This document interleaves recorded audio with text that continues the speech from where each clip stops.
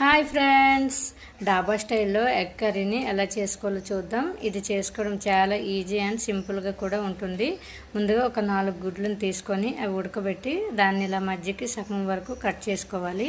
పొయ్యి మీద ఒక ప్యాన్ పెట్టి అందులో ఆయిల్ వేసి ఆయిల్ కొంచెం హీట్ ఎక్కిన తర్వాత అందులో కొంచెం పసుపు వేసి ఈ ఎగ్ పీసెస్ అన్నీ చక్కగా 2 వైపులు వేపుకోవాలి. వేగిన తర్వాత వాటిని పక్కకు పెట్టి అందులో మరికొద్దిగా ఆయిల్ వేసి ఆవాలు, జీలకర్ర, పచ్చిమిర్చి, ఉల్లిపాయలు, అల్లం పేస్ట్ కూడా వేసి బాగా వేపుకోవాలి.